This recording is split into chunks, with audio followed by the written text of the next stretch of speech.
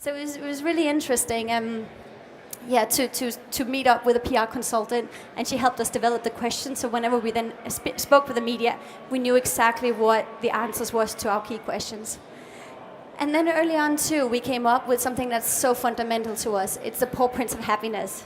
So, and the way we came up with it, was this knowledge for us of why are we doing what we're doing? What is it that drives us so much? And why does our community want to be part of this thing we're setting up in a moment? So what we did was we sat down and we sort of put down all the stakeholders almost. So you had the borrowers, you had the owners, you had the dogs, and then there was, of course, us. And what we found out was that the common theme of everything was happiness.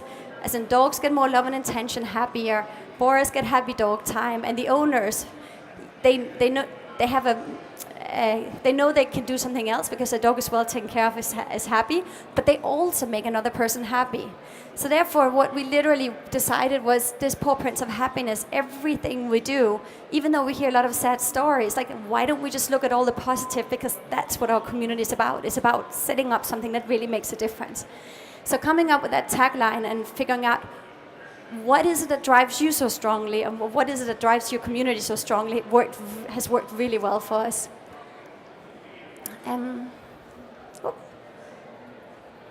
So, and then what we also started to do, bless Tech Puppy as we call him, is we started to launch new features. So within 3 to 6 months, we started to launch editable profiles. Again, we could have assumed what people wanted us to build first, but instead of us assuming anything, what we actually did was we decided to just listen to our customers. So our members. So whenever they ask us a lot about one thing, we realize that that's because it's high in demand out there versus just us making assumptions over what our members want. But the first thing we did was we launched editable profiles, and then we started to come up with a whole automation of the system and an admin system behind it. Also so that this whole thing of manually matching people is not so scalable. So what we launched, what we learned for the whole launch phase, which a lot of people ask you when you launch, and actually we didn't. It took us about 9 months to go through all these different things, and we tweaked it and we changed it, and we realized a lot along the way, like even the matching process, that how we thought it should work, we had to flip it around quite a few times to make it sure that we removed all the, what do you call that, almost friction from the whole process. So hence, had we just started building from early days, we would have built a lot of things that would have had a lot of friction in it. But because we kept on iterating it so that it worked well, it actually, what we ended up building has scaled well. And also what we learned is clearly the whole building a tech platform takes time. As much as we're all very optimistic once in a while with timelines, it always ends up taking longer than what we expect. So we launched our website as in the automated website where people could themselves go in and find other matches. It's about exactly a year ago. And this is our Christmas page that I think we launched yesterday. So now what we're in is essentially a growth phase, because we tested the idea, we know that there's a demand for it, we figured out how to launch it in a variety of different ways, and now it's all about how do we actually really grow the whole community. So the first thing, whenever you have to grow, is of course think about acquisition. And we use the same methodology as we did with everything else. We might have an assumption about where our customers might be coming from, but instead of assuming something, what we did was we actually brainstormed and came up with about 10 different ideas about where we thought we could get lovely members from. And one thing, for instance, was handing out flyers or tubes. It was inserting flyers in magazines. It was AdWords, Facebook, Twitter posts, etc. And it was tube posters.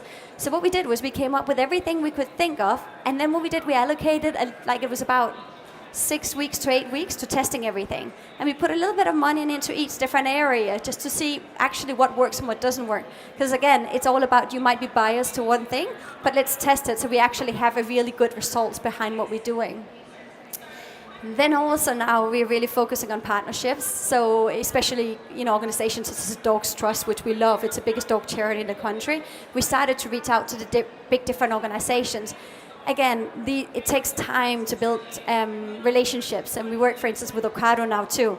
And early days, you introduce yourself, and then over time, hopefully, you start actually building some of the relationships. So early on, what we did was we actually reached out to the whole dog sector and just to introduce ourselves, also so they knew what we were all about. And then from there, what we're really spending a lot of time on is engaging with our members. So I'm sure, like, when people hear the name Borrow My Doggy, some people think, oh, it's all about, going, ringing your doorbell and picking up a dog. Or if you're a dog owner, you probably think, how do I know my dog won't get stolen or something like that? So it's all about educating people that actually there's a process behind it, just like you do with babysitter or dog sitter. It's about getting to know people in your local neighborhood. It's about meeting up in the park, doing house visits, etc. So, and we do a lot of the education piece via social media, and especially via Facebook, but also Twitter and Instagram and Pinterest, etc. So again, growth, there's a few different assets and there's a lot of different areas you're working on at the same time. So the other, clearly very important, is scaling our whole tech system. So what we did was, to begin with, is we launched new features, and again, it was based on our members. So members, for instance, asked, can I add a search filter after seeing verified people in my area only? Or, how can I how can I go in and favorite people, etc. So what we have done is we have built different features based on what people have asked us to please launch. And then refining the website, again, what you start realizing is your first version of something, you have very little funding, and actually there might be some usability issues where people don't really understand what the different buttons is about, or they might not get the right information at the right stages. So it's again, the way we work is we don't redo anything overall. We take a small part and then we tweak it. So we launch something every single week, but it's small bits, and then we test them along the way and make sure that our lovely members are happy with them along the way. But it's never a big change overall, because it just works better when it's for us when it's smaller pieces at a time. And then what we also did was we've launched a mobile app already on an iPhone. And well, growth, another very important thing talking about growth is clearly our pack had to grow too. Let me go back. So for us, culture and the 4 Principles of Happiness, I've mentioned a few times, is so important. And in the Borrow My Doggy team, we actually all have a puppy title. So we have tech puppy, media puppy, social media puppy, community puppy, help puppy. And the whole point is a lot of places where you have different hierarchies. And for us, it's all about how do we actually make a difference to our community. It's not about rank internally. Like, it doesn't really matter who has what kind of position within the company. It's all about, let's all work together to get the best, to get the highest positive impact on the community. So therefore, what we're really all about, it's about whether you're an intern or whether you have 10 years or 20 years of experience, everyone has a puppy title. And so it works well for us. And then also, we have the shared values, and the dog test is very important. So people like Les and myself, we're very driven of the making a difference. Everyone else within the team are too. And then the dog test, again, that's something we can do. It's very important, of course. People love dogs, also given that we have dogs in our office.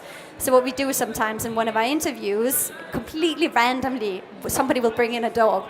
And literally within a split 2 seconds, you can see if it's a true dog lover, because they completely lose attention and they start petting the dog instead. Versus actually if it's somebody who's potentially more looking for a job. So again, we found some tests that works really well for us. Also given we are a startup, then realizing that when you hire people in an early stage, or for us, when we hire people in an early stage company, then the role is changing all the time. So if you hire someone who just comes in and they think, this is the role I'm going to do, that's it. I will be, just focusing on, say, for instance, Facebook or something like that. That will never work in a startup company, because every 3 to 5 months, everything changes within the company. So you need to have people who have the same mindset, that are very flexible to change with the company culture and coming up with the new ideas about actually what to do next. And then finally, the wonderful world of getting funded. So very few people out there actually have the funding to set up the company themselves and scale it. I mean, to begin with, we bootstrapped and it worked well for us. But at one point, you actually need to hiring various different people to help you scale the company. And that's where we started to go out and did fundraising. There's so many different sources of funding out there. And it is very time consuming. Like I earlier days thought I could pull it off quite quickly. It generally ended up taking 3, but more likely 6 months to raise a round.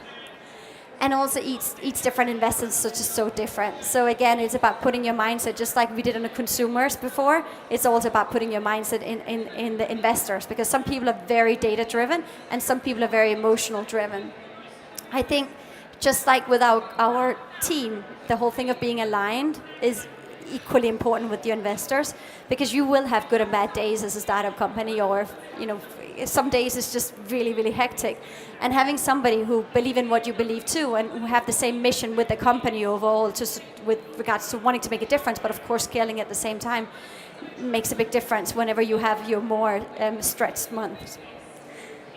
So our learnings from a growth perspective was prioritize. Like literally there's so much you can do all the time, and you get so much noise all the time of different kind of requests of people wanting to speak with you for, or like so many ideas of what you could also launch into, selling dog toys on your website, etc.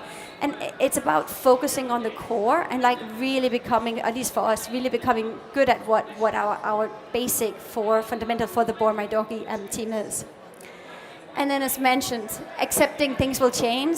So one thing is that you hire a lovely team that actually is very flexible, but you as a founder too, like you have to be very open-minded to every single stage just being so incredibly different.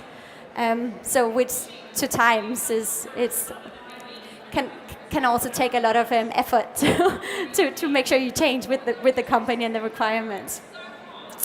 And then the final thing is always remember the why.